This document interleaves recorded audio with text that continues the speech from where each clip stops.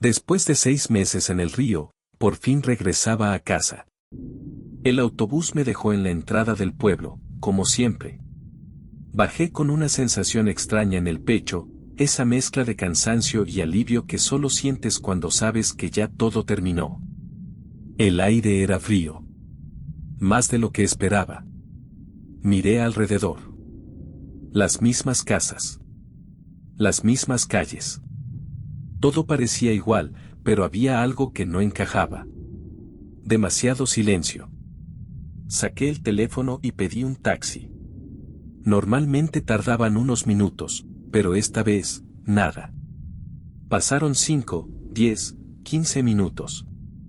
Nadie llegaba. Ni un coche. Ni una persona. Ni siquiera una luz encendida en las ventanas cercanas. Fruncí el ceño. ¡Qué raro! Intenté no darle importancia. Tal vez era solo mala suerte.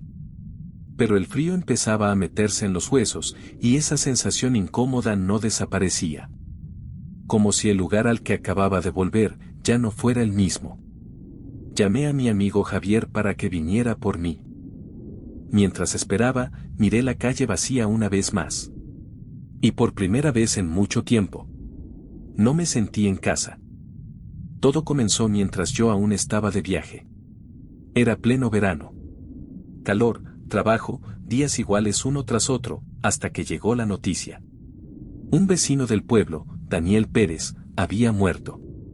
Se había quitado la vida. Nadie supo explicar por qué. No dejó ninguna nota. No habló con nadie. No dio señales. Simplemente, lo hizo. Cuando me enteré, me quedé en silencio unos segundos, intentando entenderlo. Daniel no era de esos que llaman la atención.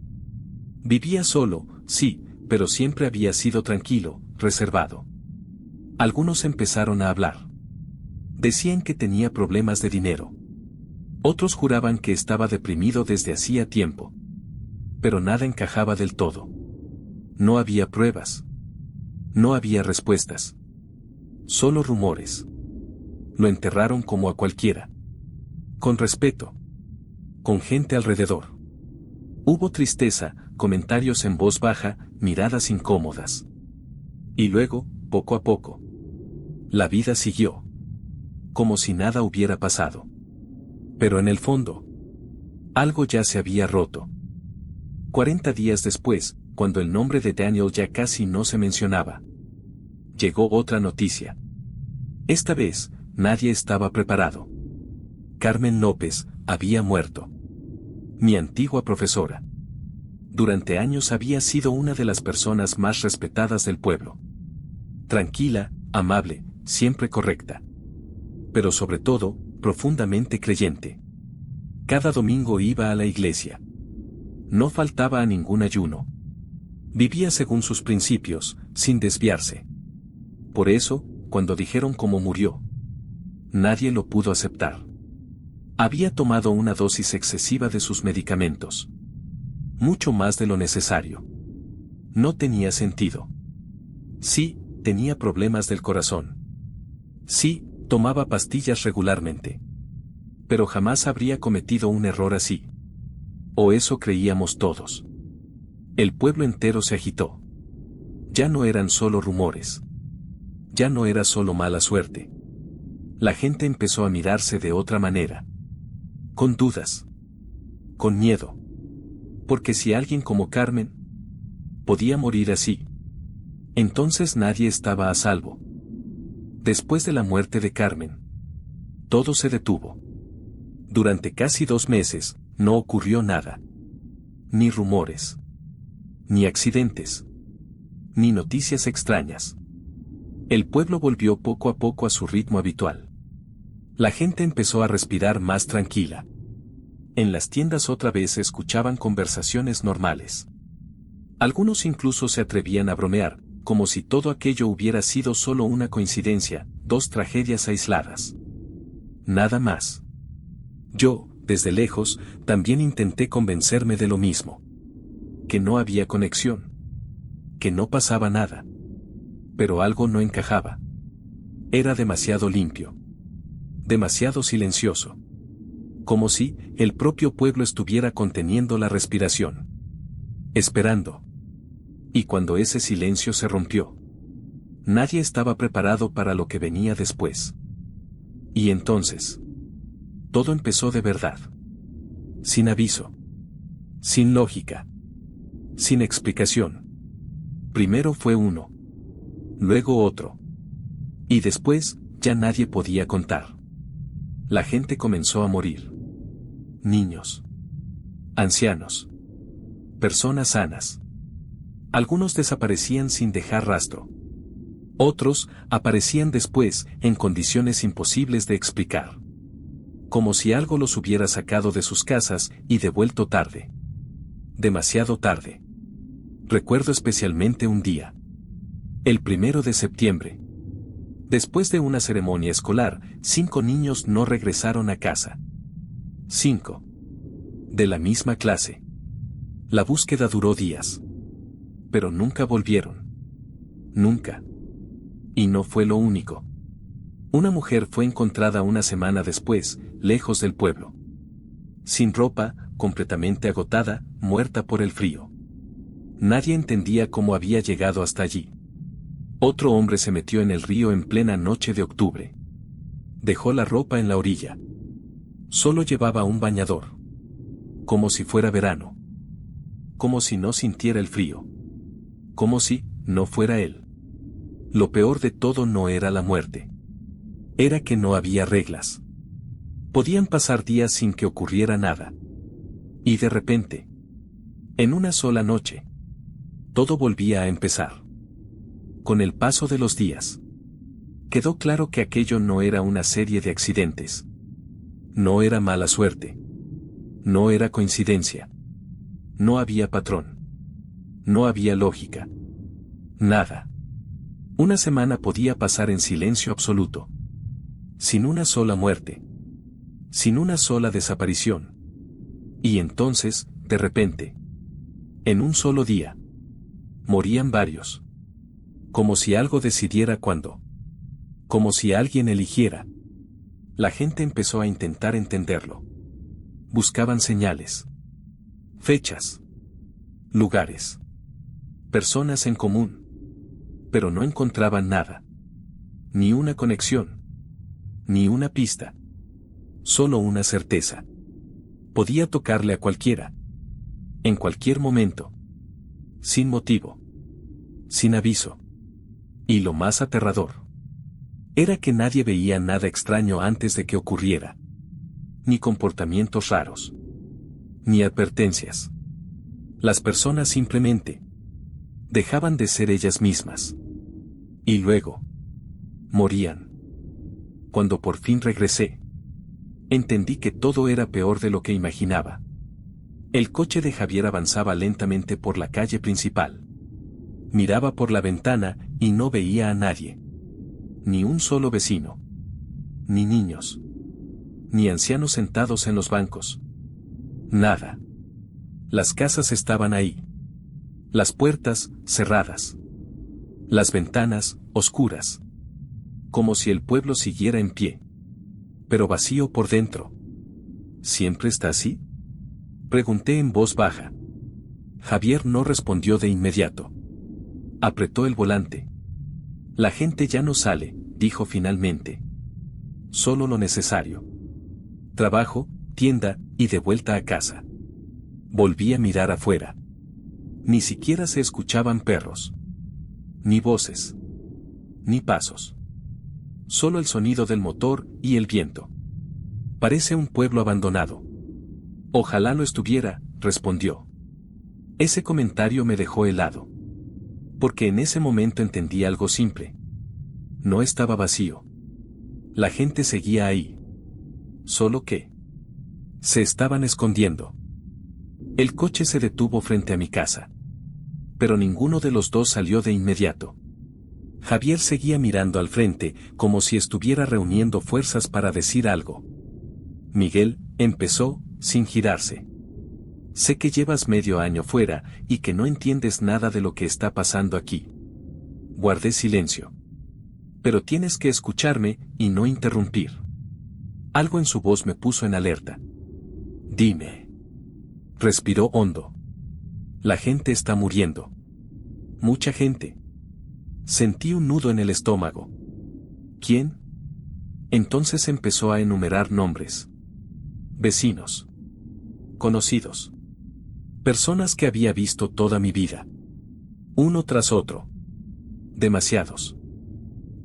Lo interrumpí. ¿Esto es en serio? Por fin giró la cabeza y me miró.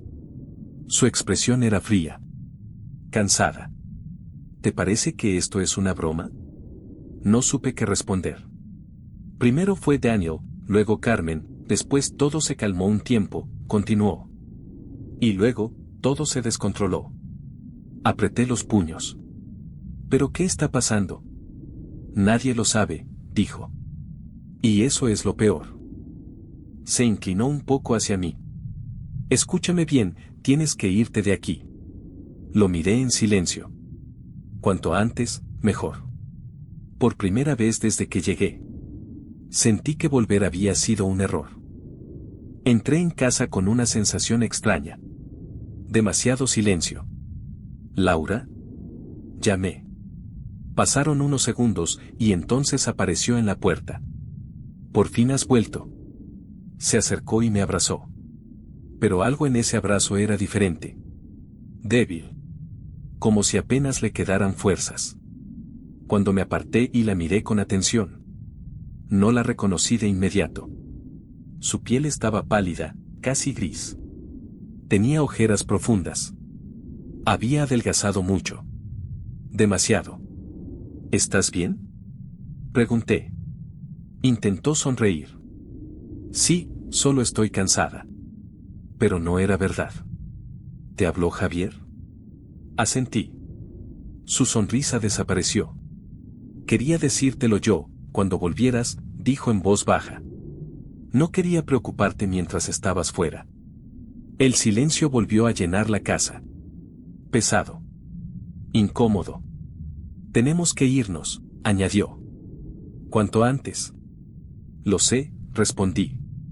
Ya hablé en el trabajo. Pero tengo que quedarme 2 semanas más.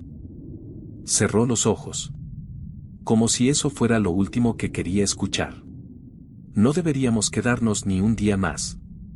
Me acerqué y la abracé otra vez. Cuanto más la miraba, más entendía algo. Esto no era solo miedo. Había algo en este lugar que la estaba consumiendo. Esa noche todo parecía tranquilo. Demasiado tranquilo. Cenamos en silencio. Hablamos de cosas sin importancia, como si intentáramos fingir que todo estaba bien. Como si el miedo no estuviera ahí. Después de un rato, Laura suspiró. Estoy muy cansada, creo que me voy a dormir. Claro, respondí. Yo termino aquí y voy. Ella sintió y se fue a la habitación. Me quedé solo en la cocina, recogiendo los platos. La casa estaba en silencio absoluto. Ni televisión. Ni música. Ni ruido. Nada. Cuando terminé, me tumbé en la cama junto a ella. No quería hacer ruido. No quería despertar su inquietud. Tomé el teléfono, solo para distraerme. Pasaron unos minutos. Y entonces. Tocaron la ventana. Golpes suaves. Miguel, abre. Soy Sergio. Me quedé inmóvil por un segundo. Pero reconocí la voz al instante. Era él. Siempre hacía ese tipo de cosas. Aparecía sin avisar, a cualquier hora. Suspiré, me levanté con cuidado para no despertar a Laura, me puse la chaqueta, y salí al patio. El frío me golpeó de inmediato. Ahí estaba. De pie, en la oscuridad. Esperándome. Pensé que no ibas a abrir, dijo Sergio, sonriendo. Nos dimos un abrazo rápido. Todo parecía normal. Demasiado normal. Vine sin avisar, añadió. Tenía que hablar contigo. ¿A esta hora? Pregunté, medio en broma. No podía esperar. Su tono era serio. Pero no le di importancia. Bueno, ¿quieres pasar? Mejor no, respondió. Vamos a mi casa. Está cerca. Fruncí el ceño. Podrías entrar, Laura está dormida. No, mejor afuera, insistió. Algo en su forma de hablar me incomodó. Pero antes de que pudiera pensar demasiado, escuché otra voz. Miguel. Venía desde la oscuridad, más allá del patio. Sal de ahí. Ahora. Sentí como el cuerpo se me tensaba. Esa voz. También la conocía. ¿Lo oyes? Pregunté en voz baja. Sergio no respondió. Miguel, escúchame, gritó la voz otra vez. No es él. El aire se volvió pesado. Miré a Sergio. Seguía de pie frente a mí. En silencio. Sin moverse. ¿Qué está pasando? Murmuré. La voz volvió, más cerca. Miguel, mírame. Estoy aquí. Giré la cabeza. Y entonces lo vi. Otra silueta. En la oscuridad. La misma voz. El mismo aspecto. Sergio. 2. Uno frente a mí. Otro, al fondo. Y en ese momento entendí algo horrible. Uno de ellos. No era humano. Mi corazón empezó a latir con fuerza. Demasiado fuerte. Miré al que tenía delante. No se movía. No hablaba. Solo, me observaba. Miguel, volvió a sonar la voz desde la oscuridad. No le mires. Ven conmigo. Ahora. Tragué saliva. Intenté pensar. Si el de fuera decía la verdad. Entonces el que estaba frente a mí. No era Sergio. Dame tu teléfono, dije, intentando mantener la calma. El que estaba delante inclinó ligeramente la cabeza. ¿Para qué? Quiero llamar a Javier, comprobar algo. Silencio. No hace falta, respondió. Yo te lo digo. Está en casa. Su voz era correcta. Pero vacía. Sin emoción. Sin vida. Sentí un frío recorrerme la espalda. ¿No me lo vas a dar? Pregunté. No. Así de simple. Sin duda. En ese instante lo entendí todo. No era él. Di un paso atrás, fingiendo normalidad. Mis manos temblaban. Agarré una taza que estaba sobre la mesa exterior. Pesada. Llena. Perfecta. Miguel, susurró la voz desde la oscuridad. Ahora. Sin pensarlo más. Lancé la taza con todas mis fuerzas. El golpe fue directo al rostro. Un sonido seco.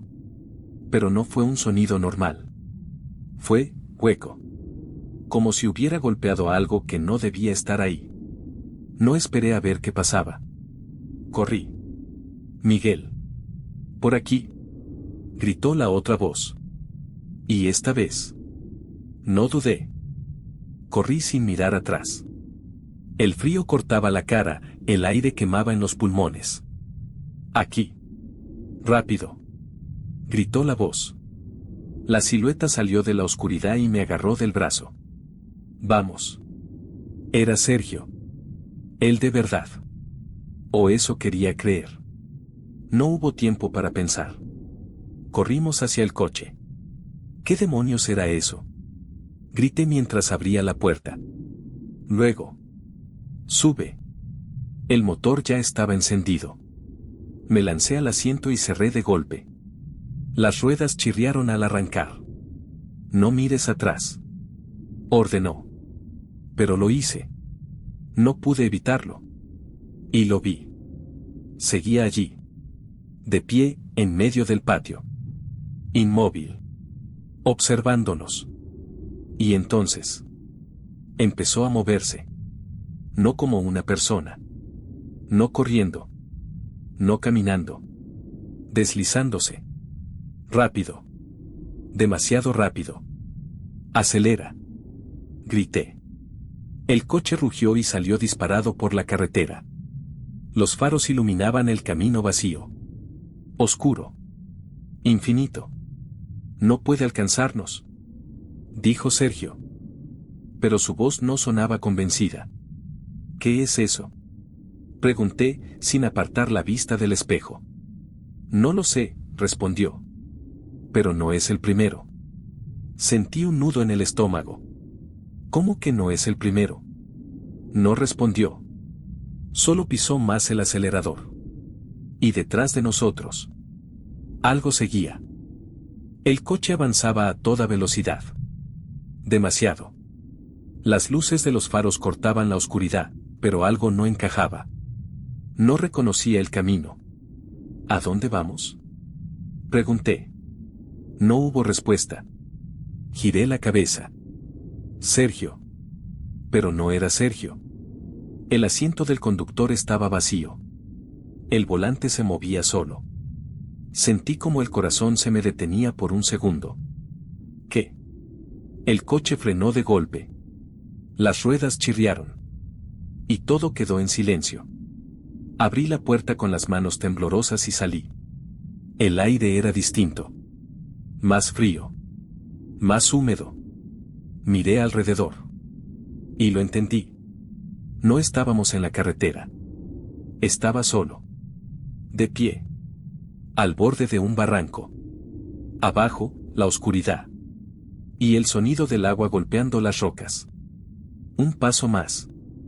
Y habría caído. Miguel. Esa voz. Detrás de mí. Me giré lentamente. Laura. Corrió hacia mí y me agarró con fuerza. ¿Estás bien?, preguntó, sin aliento. No podía hablar. Te encontré aquí, dijo. No estabas en casa. Miré tu ubicación y... se detuvo. Estabas a punto de caer. Miré otra vez al vacío. Las piernas me fallaron. Yo estaba con Sergio. Laura negó con la cabeza. No había nadie. Solo tú. Y el abismo. En ese momento entendí algo que me heló la sangre. Aquello no solo imitaba voces. También podía cambiar la realidad. No lo dudamos más. Esa misma noche tomamos una decisión. Nos íbamos. Sin esperar. Sin terminar nada. Sin mirar atrás. No podemos quedarnos aquí, dijo Laura. Ni un día más. Asentí. Por primera vez desde que regresé. Estaba completamente de acuerdo. Recogimos lo mínimo. Documentos. Algo de ropa. Lo esencial. El resto podía quedarse. No valía más que nuestras vidas. A la mañana siguiente salimos del pueblo. La carretera estaba vacía. Nadie entraba. Nadie salía. Como si ese lugar hubiera sido borrado del mundo. No hablamos durante el trayecto. No hacía falta. Los dos sabíamos lo mismo. Habíamos escapado. Al menos. Eso creíamos. Alquilamos un pequeño apartamento en las afueras de la ciudad. Nada especial. Pero seguro. O al menos, eso parecía. Esa noche, por primera vez en mucho tiempo, intenté dormir sin miedo. Pero justo antes de cerrar los ojos, no me dejaba en paz. No habíamos salido. Solo. Nos habían dejado ir. Pensábamos que todo había terminado. Pero nos equivocábamos. A la mañana siguiente, la noticia llegó rápido. 12 personas habían muerto en una sola noche. 12. El pueblo entero volvió a sumirse en el caos. La policía apareció. Los rumores se multiplicaron. Nadie entendía nada. Y entonces recordé algo. Nuestras cosas. La mayoría seguía allí. Ropa. Documentos. Dinero. Todo lo que no habíamos podido llevarnos. Tenemos que volver, dije. Laura me miró como si estuviera loco. Ni hablar. Será rápido, insistí. Entramos, cogemos lo necesario y nos vamos. Dudó unos segundos. Luego asintió. Rápido. El camino de vuelta fue distinto. Más pesado. Como si el aire mismo se resistiera. Cuando llegamos, todo seguía igual. Calles vacías. Puertas cerradas. Silencio absoluto. Pero ahora era peor. Porque ya sabíamos lo que había allí. Entramos sin decir una palabra. Cada sonido dentro de la casa parecía demasiado fuerte. Cada paso. Demasiado lento. Yo recojo en la cocina, susurró Laura. Asentí y fui hacia la sala. Tenía que ser rápido. No mirar alrededor. No pensar. Solo terminar. Y salir. Pero algo me hizo detenerme. Me detuve en seco. Había algo sobre la mesa. Un papel. No lo recordaba ahí. El corazón empezó a latir más rápido. Demasiado. Me acerqué lentamente. Las manos me temblaban cuando lo levanté. El papel estaba arrugado, como si lo hubieran escrito con prisa. O con nervios. Leí. Una sola frase. Corta. Torcida. Como escrita por alguien que no sabía cómo hacerlo bien. No puedes esconderte. Sentí un vacío en el estómago. Laura, dije en voz baja. No respondió. Laura. Más fuerte. Nada. Un silencio absoluto. Pesado. Irreal. Giré la cabeza hacia el pasillo. Oscuro. Demasiado oscuro. Laura. Un paso. Otro. El suelo crujió bajo mis pies. Entonces. Escuché algo. Un susurro. Muy cerca. Demasiado cerca. Miguel. No venía del pasillo. Venía de detrás de mí. Me giré de golpe. Laura. Estaba detrás de mí. Pálida. Asustada. ¿Qué pasa?, preguntó. Respiré con dificultad y le mostré el papel. Lo leyó. Su expresión cambió al instante. Nos vamos. Ahora.